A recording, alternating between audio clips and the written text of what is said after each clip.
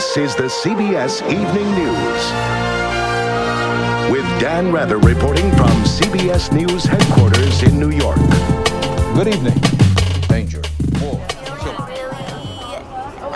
Excited. I'm so glad that there were so many people here to witness it together. They've changed it, they've added new songs, been working on the entire summer, and it's so fantastic and great. I would pay so much money to see the show again. I'd love it. It's just a really smart, funny show.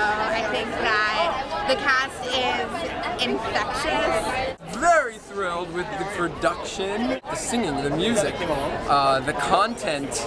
It had some nice political tones to it, but there wasn't anything too, didn't have an agenda, I feel, too much.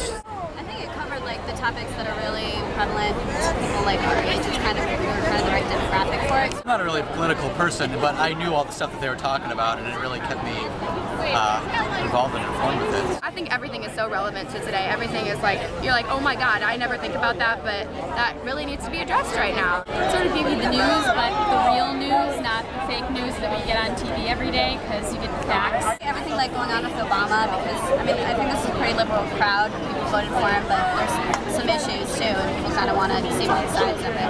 I thought it was hilarious in a little racist way. I liked how that dealt with race stuff and how, and especially they also have a really multicultural cast, so it was also interesting to see it in that sense too. The funniest racist show you'll see. Great show. I'm all of a sudden pro-choice and very comfortable with my racism. Freedom of choice stuck out to me a lot, and just being open in New York City to accepting other people instead of pushing them away.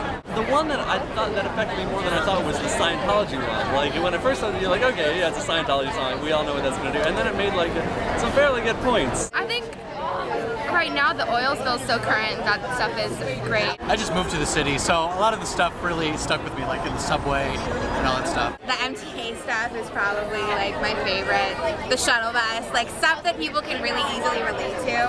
I love it. The songs mainly get stuck in your head and then they make you think about, whatever that song was about. I like the China rap. I thought the China rap was very well done.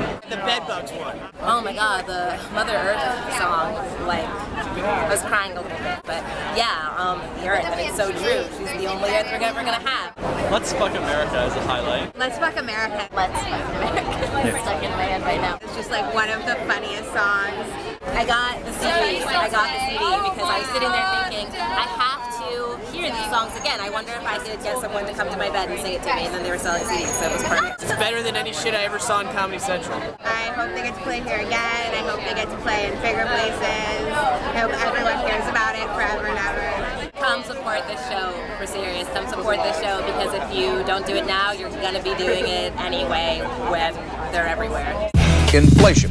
Military threat. Flaming debris. Fatal heart attack. Stress injuries.